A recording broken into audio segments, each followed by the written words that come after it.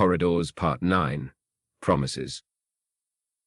Terra leaned against the outer hull of the Nightingale and watched the twin suns of the Esod system sink slowly below the distant mountains. Their rays shimmered and flashed as they traveled through dust storms and whirling mist, projecting a mesmerizing display of gold, orange, and red onto the small cargo vessel. She turned her head away from the colorful display to peer down at the Esod fourth colony, admiring the view from the Nightingale's perch atop a high plateau. A central spire reached up into the sky, occasionally rippling as it swallowed cargo from space and deposited it at its base, unharmed, albeit a little moist. 5 round storage silos surrounded the spire, accessible by roads which ran alongside the buildings. The roads ran in a radial pattern from the spire, connecting almost every building in the circularly shaped colony. Lights glowed softly from the spires and buildings, chasing away the darkness that crept in as dusk fell. Faint eddies of air and dust swirled here and there, ruffling the green-yellow foliage of Onathin parks that dotted the colony. Terra noticed that the roads seemed to be mere gravel paths, and realized that none of the roads that she had seen in any of the colonies the Nightingale had visited were paved. She started to ponder this, but was interrupted by a flash of lightning, followed by a violent rumble of thunder. Although the winds were relatively calm near the colony, storms raged in the distant mountains. Terra looked directly upwards, and saw that torrents of rain and gusts of wind constantly pelted themselves against the colony's air shields. A horrible explosion roared from the direction of the mountains again, which Terra realized were actually volcanoes as lava spewed out and washed down over the native blue-green flora of the Esod fourth world. Tons of black ash ejected out of the volcanoes, and were immediately bathed in brilliant purple light as lightning arced and flashed through the ash cloud. "Enjoying the show?" Tyler Evans asked as he walked up to the plateau with Kevin, both towing anti-gravity cargo lifts that carried massive aquariums. Terra gestured to the volcanoes. Can Onathin shields prevent lava from washing into the colony? "I'm not sure. I'll bring it up with the colony steward once we get inside the ship," Tyler replied. "But I think those volcanoes are far enough away. The lava would probably cool before it gets too close to the colony." Kevin tugged his cargo lift into the Nightingale. A few drops of water splashed out of the top of the aquarium as the Drinel within churned excitedly. Terra frowned as she looked at the aquarium that Tyler was tugging. Why do you only have 5 Drinel in there when Kevin's aquarium is stuffed with over 50 of them? Sickness. One of the Drinel answered. "Yeah. They said something about an infection, and that they didn't want to spread it to the other Drinel." He stopped tugging for a second and looked back at them. "We had to travel slightly outside the air shields to find these guys. We eventually found them in a purple-colored pond. I have a sample of the water here in case you need it." Terra took a vial of purple water from Tyler and knelt down next to the sick Drinel, pulling out her spare bioscanner. It looks like some sort of bacterial infection in their scales. She noted that the normally iridescent scales were dull and faded, and even rotted in some parts. The Drinel looked tired and malnourished, their whiskers perpetually drooped and their limb movements weak. Terra addressed the Drinel. Do you know how to treat this condition? Medicine. They answered. Well, obviously, Terra thought as she turned to Tyler. I'm hoping they said something more specific than medicine.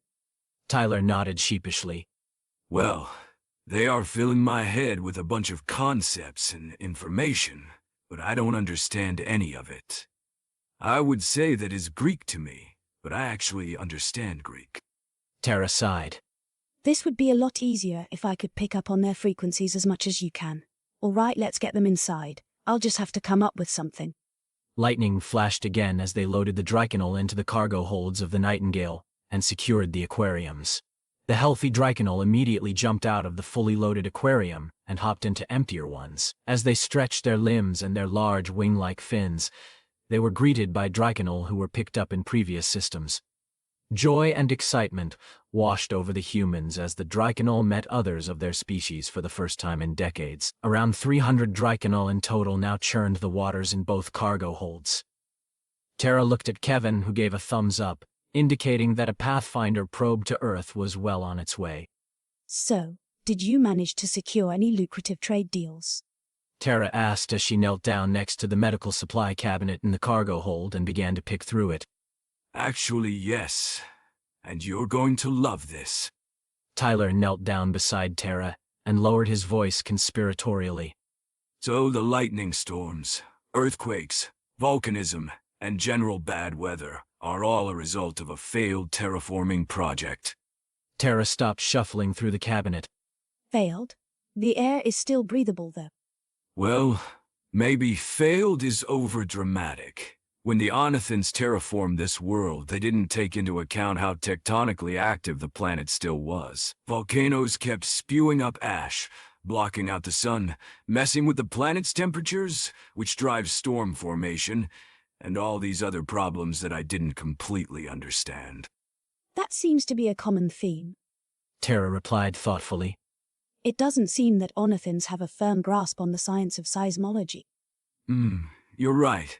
Perhaps some sort of technology exchange is possible. Tyler mused. In any case, the Onathins have to keep their air shield on at all times. Without maintaining a dense shell of air around the colony, the storms outside would quickly devastate their farms, if not wipe out the colony entirely. Right now, they're waiting for their terraforming technology to compensate for the increased ash in the atmosphere, which could take years. So where do we fit in? Tara asked as she spied what she was looking for out of the corner of her eye. Well, their shields need a lot of power in order to manipulate the air into a dense dome around their colony, so they power the shields with large fusion reactors that require plenty of hydrogen fuel. I've agreed to sell them the fuel in exchange for the heavy metals that they regularly mine on this planet. Tyler explained. That's great. Tara fished out a small bottle from the cabinet and stood up. Tyler followed Tara as she walked to the small laboratory bench. But that's not all. Do you remember the Hildren system? You mean the system with the 3 Jupiter-sized gas giants? What about them? Their hydrogen harvesting platforms needed heavy metals for repairs and for building more harvester drones and equipment. Tyler paused, waiting for Tara to catch on. You're going to sell them their own fuel by selling them their own heavy metals? That's right. Tyler's eyes flashed triumphantly. I'm going to get Earth Council to send some civilian trade ships to bring fuel to Esod, buy heavy metals, sell the heavy metals to Hildren for more fuel, sell the fuel at Esod for heavy metals, and repeat the transaction again. Each time keep it. A small portion of the products for ourselves, of course. Makes you wonder why the Onathins haven't done this already, doesn't it? Tara asked as she dissolved a measured amount of white powder from the bottle in some water. Well, jumping between these two systems will require 4 jumps, since they have to jump inwards to an inner system first before they can connect to the next system. Tyler explained.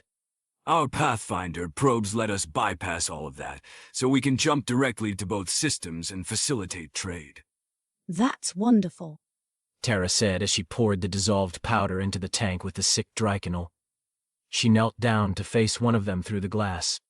Let me know if you guys feel any better or worse. Gratitude. What was that? Tyler asked. Just penicillin. It'll be diluted a lot by the volume of the water in the tank, but I don't want to start with too large a dose, in case it affects the Drinel adversely. Tara looked at her bioscanner. It's definitely a bacterial infection. I just don't know if penicillin will work on alien bacteria, as well as it does on Earth ones. We'll just have to find out. Tara said as she walked across the fuselage to the other cargo hold. Kevin's voice crackled over the intercom. Are we all good back there? I'm lifting off to head to the corridor's coordinates now. We're all secure. How long until the probe reaches Sol? Tyler asked through the intercom. Kevin checked his console. About 12 hours. Thanks. He turned to Tara. Lots of time to get to know our new friends, He remarked as he walked into the other cargo hold to converse with the Drinel. As he left, Tara walked through the cargo hold, making sure the water in each aquarium was adequately recycled. The Drinel rolled around in the clean water, watching her as she worked. Make sure to let me know if the water quality is worsening. Tara said to the Drinel that were watching her. How is it now? Comfortable. Good. As she passed the tanks, several smaller Drinel, measuring about a meter in length, leaped from tank to tank, following her as she made her way through the cargo hold. Every time Tara stopped to take a measurement, The Drinel younglings would prop themselves up along the rim of the aquarium with their forelimbs, their heads, and the upper half of their bodies sticking up out of the water. Playfully, they reached up with their whiskers and tickled her arms and face while she worked. Hey, stop that. Terra chided, poking at their heads with her finger, pushing them back into the water. She grinned as one of the adult Drinel, measuring 2 meters in length, swam over and tucked the youngling Drinel under its wing-like fins. It floated around lazily as the younglings struggled and squirmed beneath the powerful wing fins. Are you the mom? She asked the Drinel, who was busy poking the younglings back under its wing fins as their heads popped out. Negative. Orphans. I see. Do you have children? Unknown. Lost. I'm sorry. She paused, wondering if the next question was appropriate to ask. The Drinel seemed to sense her question. Hermaphrodite. Live birth. Self-fertilization impossible. It finally released its youngling captives, who immediately swam up to the glass and propped themselves up against the rim of the aquarium again. Mate. Yeah, my husband is a man named Eric. He's out there now, saving the Cradith from the Forsaken. She absently twirled the youngling's whiskers around her finger. I haven't heard from him in a while. I hope he's okay. Terra decided to change the subject and pulled out her tablet. I haven't shown you where we are going. She summoned up an image of Earth, a blue-green jewel glowing against the darkness of space. The Drinel gathered around as they marveled at the vast oceans, pressing their whiskers against the glass of the aquariums. Their iridescent scales shimmered orange as they stared longingly at the image. Home. Buildings zipped past the windows of the taxi drone as General Davis sighed. He was reviewing the comments that his engineers had sent back regarding his plans for Hermes Mark II.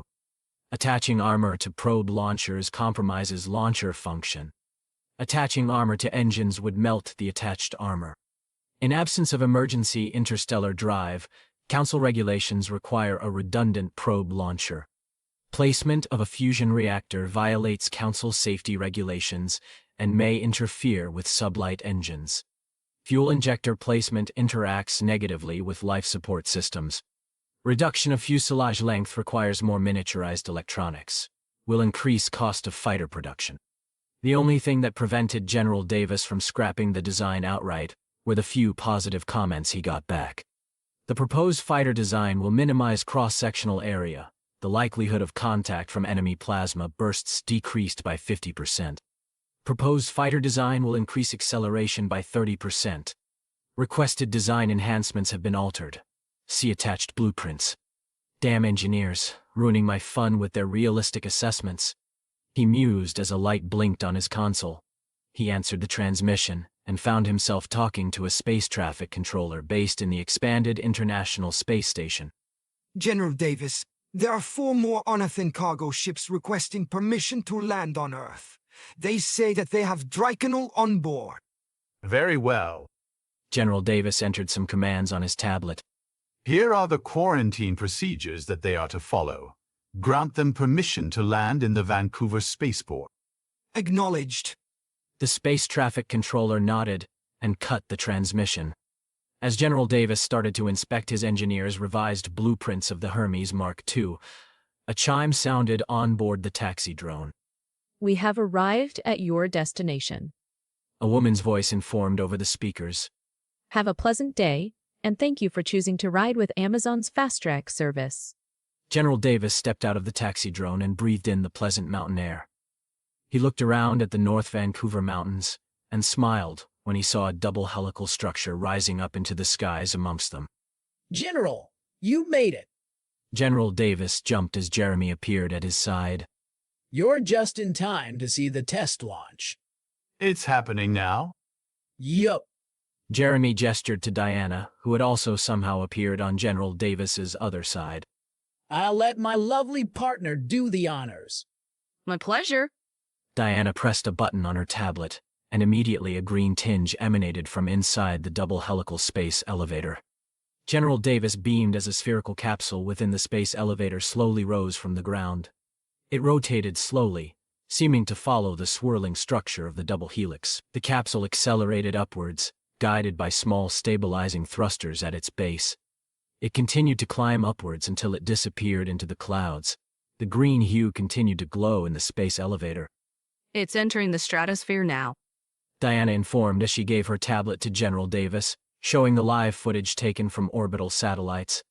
A small sphere pushed the clouds aside as it rushed upwards, breaking out of the atmosphere. Small flares were seen as retro thrusters fired to slow down the capsule as it settled into high orbit. Wait a minute. The space elevator doesn't actually go all the way to space? General Davis asked. Well, it doesn't have to. Jeremy explained.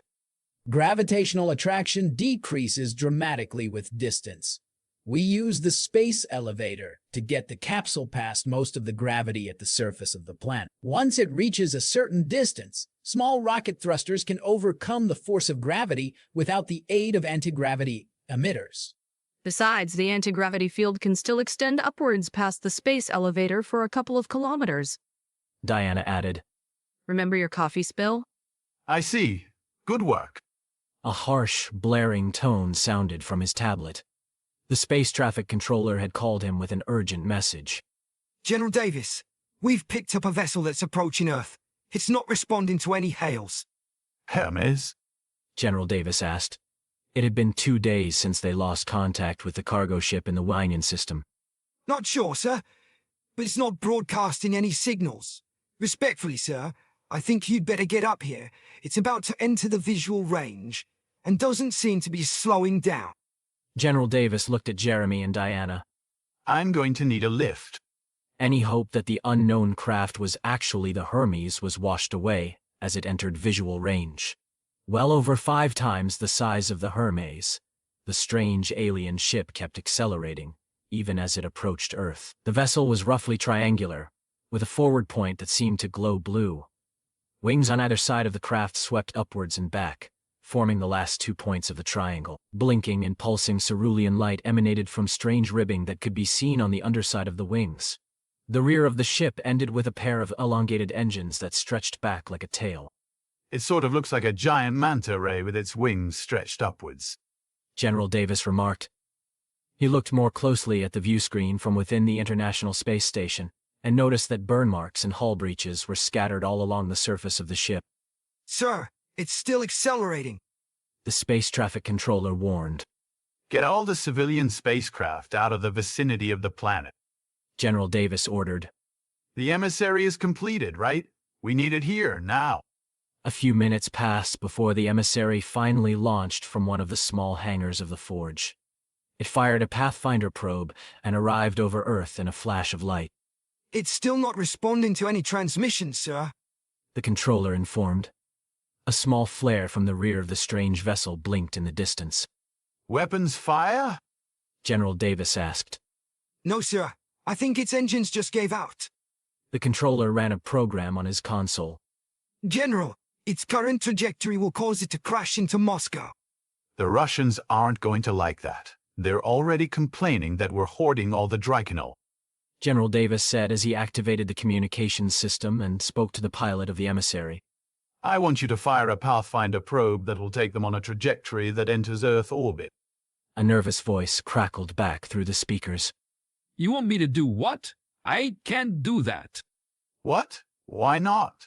I've seen Derek Yang do similar things countless times before. General Davis sighed as he realized that not everyone was as well versed with Pathfinder technology as Derek was. He contacted Jeremy on the planet's surface and asked him to make the necessary calculations. The emissary moved to match the velocity and trajectory of the alien vessel. The pilot's voice blared through the speakers again. They're Drinel, sir. I can see them through their ribbed windows on the underside of their ship's wing. They don't look so good. A Drinel ship? I didn't know that they had any functional ships left. The strange cerulean vessel started to rotate about its anteroposterior axis as its stabilizing thrusters gave out. He contacted Jeremy again. Jeremy, the vessel is a heavily damaged Drinel ship, and they probably need immediate medical assistance. Is there any way you could get them to land safely in Vancouver? It depends on how heavily damaged they are. There was a pause as Jeremy consulted Diana. Look, tell the pilot to run this program first. A brief feeling of pride swelled within General Davis as he realized that he was in space. speaking to a person on the planet, who was telling a spaceship pilot what commands to enter on his spaceship in order to avoid a space-based disaster from affecting the planet. Humanity had certainly come a long way. He pushed the feeling away and focused as the emissary ran Jeremy's program through the shipboard computer and fired a Pathfinder probe. A brilliant white flash enveloped the Drinel vessel and vanished, sending the ship to the other side of Earth, hurtling away from the planet. Jeremy, it's traveling away from the planet now. That's not what I wanted. General Davis said through the communicator. I know. This will give us time to perform the necessary calculations to bring it safely to Vancouver. Jeremy explained. I need to consult with people who are more well-versed in orbital mechanics than I am. All right. Inform the pilot when you're done. General Davis breathed a sigh of relief. Another beep sounded from his tablet. What now? Reminder. Meeting with War Nexus in 5 minutes. He grimaced as he walked away from space traffic control and into an empty room. It wasn't the best place from which to participate in a strategic meeting, but it sufficed. He sat at a desk, propped up the tablet, and entered the conference call. The faces of First Prelate Ewardian, War Ambassador Raxon, and Colony Keeper Rixia swam into view on the tablet screen. General Davis nodded to them and asked, What is the current situation at the war front? War Ambassador Raxon gnashed his mandibles. The Forsaken have halted their invasion at the Winyan system, possibly to recover from the serious blow that our swarm host has dealt to their armada. Prelate Ewardian nodded and clicked his beak. Our long-range scanners show that over a third of their armada had been destroyed during the battle for Winyan. It's evident that they were not expecting to suffer such heavy losses from the amount of ships that they faced. And what of our losses? General Davis asked. We lost roughly 3/4 of the fleet from the battle, over 60 Kretith carrier hives, 30 Onathin nest ships, all of the 70 Predator cruisers, and most of the fighters. Regrettably, a hive seed was also destroyed. War Ambassador Raxon informed. However, over 160 capital ships and cruisers is a fair price for the destruction of 135 dreadnoughts and 235 void blades. General Davis winced. You'll forgive me for not sharing your enthusiasm for the outcome of the battle. I would argue that our losses are more severe to us than their losses are to them. Ah, yes, you're no doubt referring to the Hermes. While regrettable, one fighter vessel can surely be easily replaced, even with your species' level of warship production. When can we expect more human reinforcements? War Ambassador Raxon asked. A slight string of saliva dripping from his mandibles betrayed his eagerness of having more human ships to support his fleet. There will be no more reinforcements, General Davis said, scowling. At least not for the time being.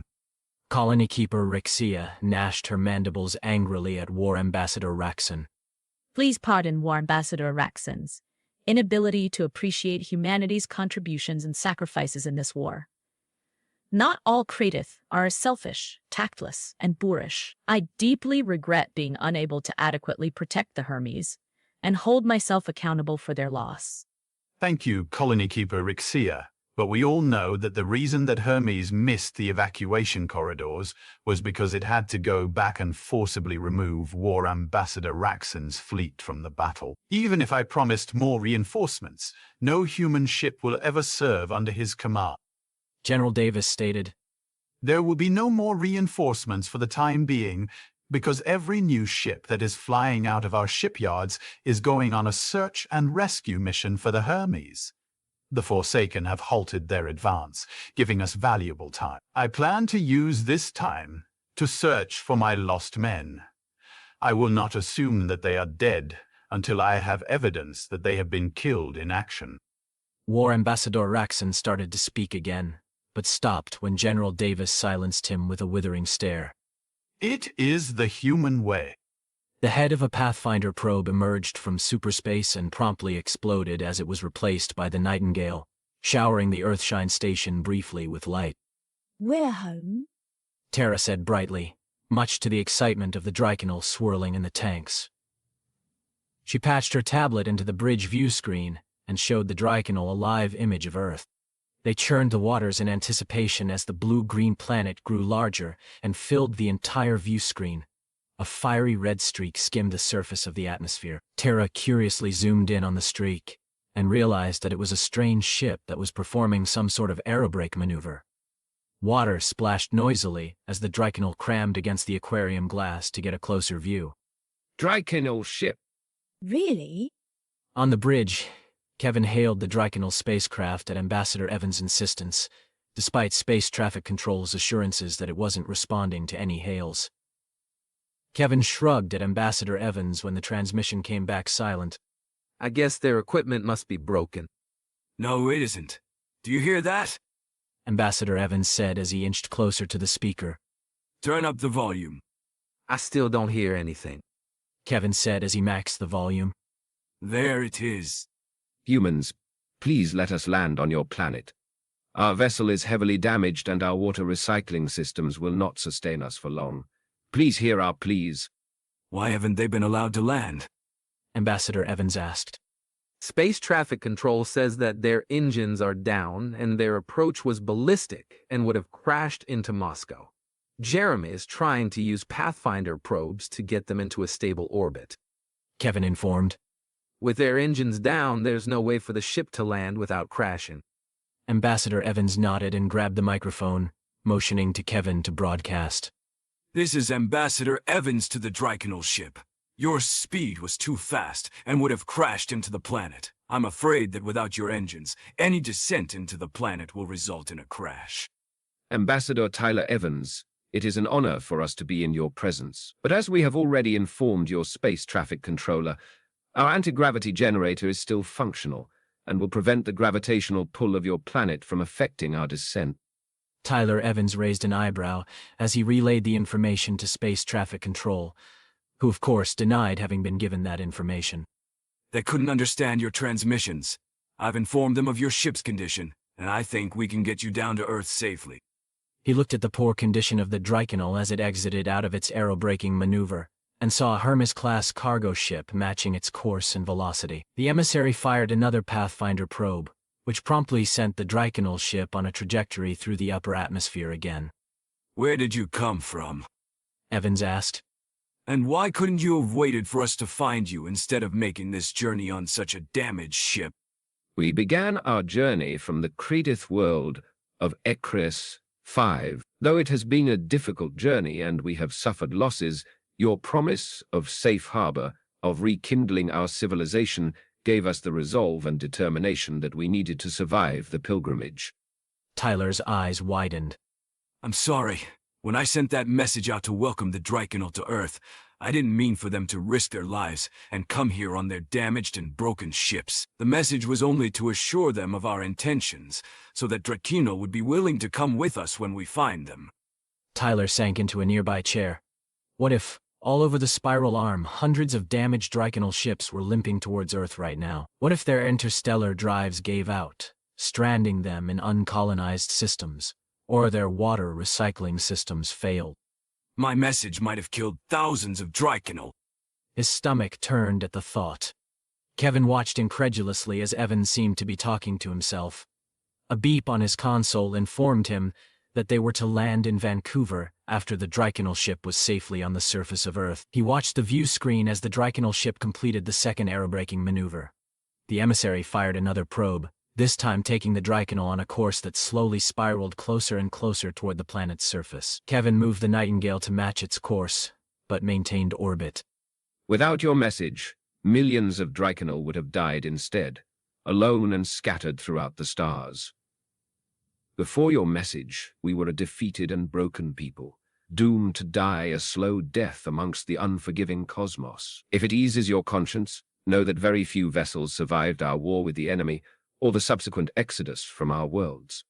Evans was silent, still processing the unforeseen effects that the message he had asked the first prelate to broadcast a month ago had on the Drinel people. The lives that we may lose on our pilgrimages to your world pale in comparison to what we have already lost. You have not witnessed the destruction of our entire civilization, nor felt our anguish as our fleets fell, and our worlds were extinguished. We watched as the enemy bombarded our planets with inexplicable and unknowable hatred. We watched as the waters of our oceans boiled away, replaced by the blood of our friends and family. We watched as all that we were, all that we knew, and all that we loved were destroyed. And because you are unable to fathom the destruction wrought upon our people, you are oblivious to the effect that your message has upon all Drinel. You are afraid that your message has doomed thousands of Drinel, but your message is not a death sentence. It is a message of hope, a promise of a future for all Drinel. You have given us a purpose to exist. Do not disregard the enormous drive to survive that humanity has given us by sharing their homeworld with our dying species. Do you not realize that your promise has already saved the lives of all Drinel everywhere? I don't know what to say. Tell us one thing, Ambassador Tyler Evans. Will you keep your promise? Will Earth be our new home? Tyler's eyes hardened with resolve. Absolutely. The Drinel ship had disappeared beneath the clouds of Earth when the Nightingale received another transmission. Kevin answered the call and pulled up General Davis' face on the view screen. General! Kevin answered respectfully. General Davis nodded to the pilot, but addressed Ambassador Evans. How was your tour in Onathins space? It was quite productive, sir. We've procured just over 300 Drinel and are just awaiting the order to descend into Vancouver. Ambassador Evans continued.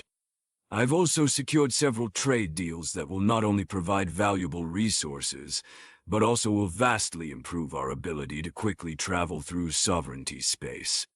That's good to hear. General Davis replied. Did you know that the constant flow of trade ships between Sol and Sakala has stabilized the corridor so much that it takes less than an hour to travel to Sakala now? Oh, really? Ambassador Evans asked, remembering that it used to take more than 5 hours to stabilize a corridor to Sakala, the closest Onathin system. Stuart Gredion is no doubt pleased with the trade relationship. He is. General Davis looked around on the Nightingale's bridge. Is Dr. Tara Yang there? Tara walked onto the bridge at the mention of her name. The Drinel aboard are healthy and waiting, General. As soon as we land, I can start tending to the Drinel aboard that ship as well. Yes, thank you, Doctor. General Davis glanced at Ambassador Evans before looking at Tara again. I'm afraid I have some bad news. Tara's heart jumped. The Hermes? I'm sorry, Doctor, but we've lost contact with the Hermes after the battle in the Winian system. What do you mean, lost contact? Hermes missed the evacuation corridors to Extos, and they've not entered Kratith Dominion space since. General Davis sighed. We don't know where they are. The bridge was silent as Tara stared at the general expressionlessly for a long time, her body held stiff and poised. She swallowed a growing lump in her throat. I see, but they might be on their way back, right? It takes a long time to travel back from the Winian system, right? While that is true, it's been almost 2 days since the battle. They would have tried to contact us before heading back. General Davis softly. Well, maybe their communications equipment was damaged. Maybe they're actually fine and... Tara stopped. She drew in a deep breath. Breathe in, breathe out. All of that is possible, which is why I'm ordering the emissary to perform a search and rescue operation. General Davis said as he reviewed some notes on his tablet. The Hermes is fitted with an automatic emergency recall directive. If activated, the ship will automatically find Earth from anywhere in the galaxy and start launching Pathfinder probes homewards. Since we know where Winian is, and we know the range of the Pathfinder probes that they have on board, we can estimate a path that they will take, and... I would like to be on the search and rescue mission, General. When do we leave? Tara interrupted. I'm sorry, Tara. General Davis apologized. But I need you here on Earth. He looked at Ambassador Evans. I need both of you here to help acclimate those Drinel refugees into Earth's oceans. I've already set up protocols for all of that. Derek, Hermes will need a doctor. Tara insisted. And the emissary will have a doctor on board when it begins its mission. Doctor, I'm sorry, but I need Earth Council's chief xenobiologist to care for the Drinel. No one on our planet, and perhaps in this region of the Spiral Arm, knows more about Drinel biology than you do, except for the Drinel themselves. General Davis turned to Ambassador Evans. And I need you to translate everything they say. Tara's hands gripped the console she was standing over. Her heart started to race while the color drained from her face. General Davis softened his usually stern expression and made eye contact with her. Tara, there were over 2,000 Drinel on that ship, and they're down there right now, sick and starving. They need you more than anyone else. Let us find your husband. We'll find him and bring him home to you. Fine. Tara said quietly as she released her grip on the console and turned away. I'll begin preparing the Drinel we have on board for offloading. Thank you, Doctor. General Davis said as Tara closed the cargo hold door behind her. As the door whined shut, Tara walked past the tanks into the far corner of the cargo container. The Drinel younglings jumped from tank to tank, following her as she made her way past the tanks, but she ignored them. Focus, she thought as she stared at the pH meter on the lab bench in front of her. Cold air filled her lungs as she took a deep breath, picked up the pH meter, and made her way to the tanks again. Need to check the pH, then the nitrate, phosphate, and oxygen levels, she thought furiously. Then I need to check on the infected Drinel, then I need to... She dropped the pH meter inside the tank. Her knuckles turned white as she gripped the edges of the rectangular aquarium. She stared downwards at the Drinel, seeing them but not registering them in her head. Stupid Derek. Why did he have to stay so long? She closed her eyes and tried to get a hold of herself. She coughed as she felt her throat begin to contract. Hay wasn't even in the military. Her heart raced as she involuntarily imagined Derek in her head, injured in some indistinct way, murmuring her name weakly. No, it's not like that, Tara thought angrily. Hay's fine. He's fine. General Davis will find him, then he'll come through that door with that stupid smile on his face and ask if I missed him. She groaned slightly as her stomach turned. He'll be okay. He'll come into my office in a couple of days, hug me like he always does, and we'll start those experiments on that Drinel skin like we planned. Cautiously, she released the edges of the aquarium and slowly straightened her body. The last time she felt like this was during medical school, right before exams. She wondered how she ever got through it all without losing her mind. Derek was there with me. She clutched at her chest as it started to tighten, and her vision darkened. What if he wasn't coming back? The room began to dance and swirl around her. She gripped the aquarium again in an attempt to hold the universe in place. Tara blinked in shock as she felt damp whiskers tickle her face. She looked down, realizing that several Drinel younglings were holding onto her arms with their forelimbs and whiskers. One of them was offering up the pH meter that she had dropped. Slowly, she started to regain feeling in her arms. She accepted the pH meter and patted the Drinel's head. It latched onto her hand and pulled itself up and crawled along her arm, stopping at her shoulder. It tickled her face again with its whiskers as it spread its small wing fins and hugged her. What are you doing? You'll suffocate. It looked up at her. Hope. I do have hope that he's still alive. He's going to come back and... Hope. Tara fell silent. She thought back to the times when she was with Derek. She remembered their last moments together on Earthshine Station, where he had promised her that he would come back, that he would be careful. She finally breathed normally again as she remembered that Derek had always kept all of his promises to her. He will come back,